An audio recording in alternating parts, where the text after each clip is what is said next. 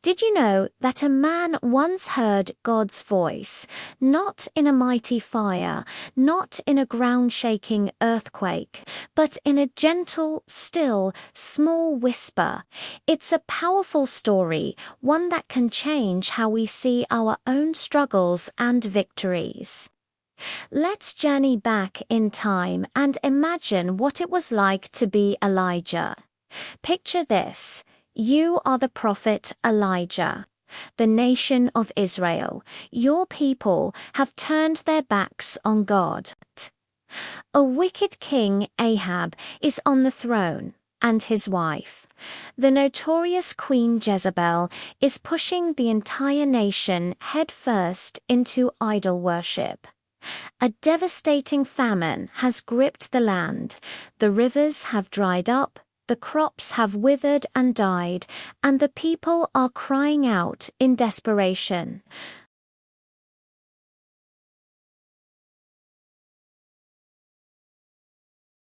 You feel completely alone, afraid, and utterly exhausted.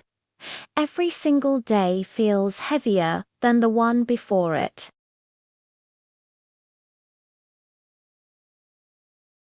And you're the only one left standing for what's right. It's a lonely, terrifying place to be. Then, in the midst of this darkness, God calls you.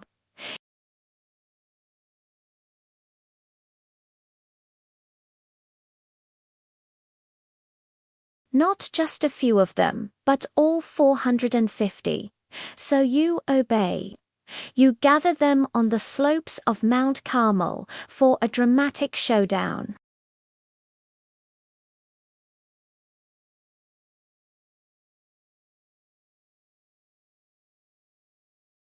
The odds are ridiculously stacked against you. The prophets of Baal go first. They shout, they dance wildly, they even cut themselves with knives, trying to get their god to send fire down from the sky. They do this for hours, from morning until noon, their cries growing more and more frantic. But there is no voice, no answer, no fire, only silence. Then it's your turn. You stand alone, but you are not flustered. You are calm, collected, and confident. Not because of your own strength or power, but because you know the God you served. You begin by rebuilding the Lord's altar, which had been torn down. You take 12 stones, one for each tribe of Israel, as a symbol of unity and remembrance. Then you do something that seems completely counterintuitive.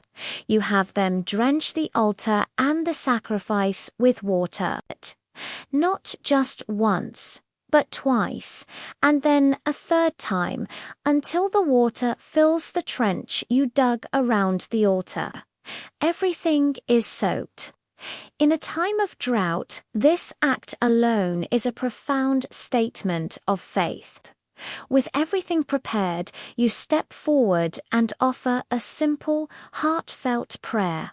You don't shout or perform. You just speak to God. Lord, the God of Abraham, Isaac, and Israel, let it be known today that you are God in Israel, and that I am your servant and have done all these things at your command. Answer me, Lord, answer me, so these people will know that you, Lord, are God, and that you are turning their hearts back again. And in that very moment, God answers.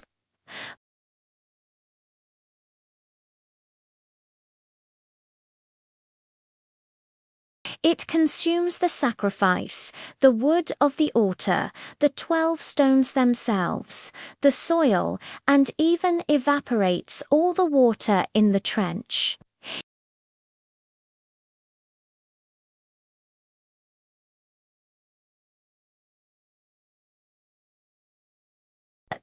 And fall on their faces in awe and terror, crying out, "The Lord, He is God." The Lord, He is God.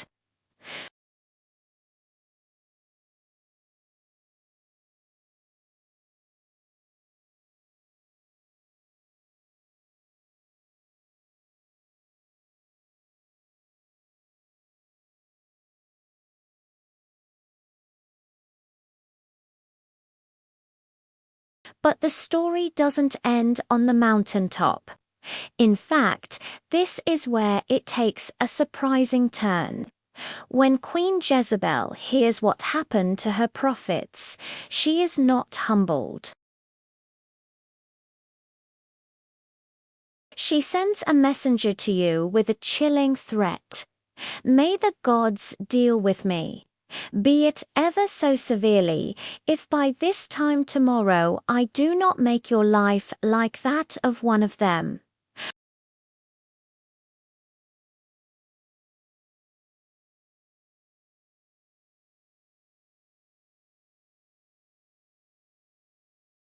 You are terrified, so you run, you flee for your life, deep into the wilderness, completely alone.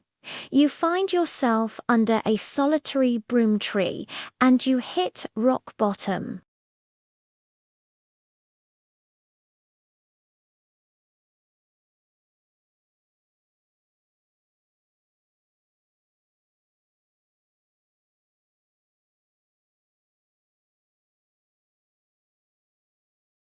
You feel like a total failure.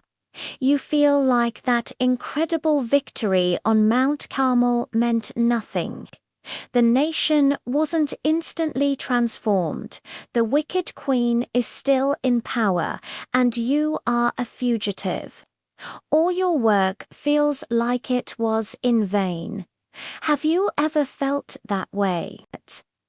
Like you gave something your all, maybe you even saw a glimpse of a miracle, only to find yourself back in a place of despair and hopelessness. This is where the story gets truly beautiful. As you lie there, exhausted and ready to give up, an angel of the Lord appears.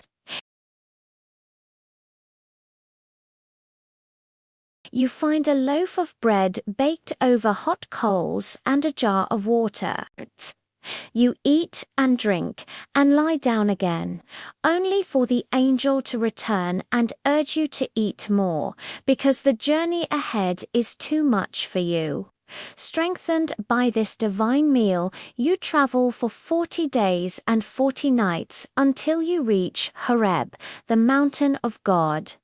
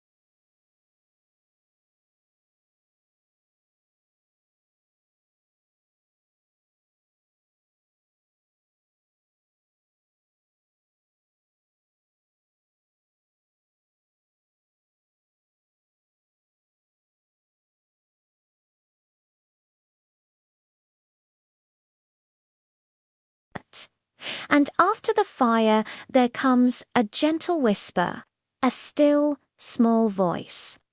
When you, Elijah, hear it, you pull your cloak over your face and stand at the mouth of the cave.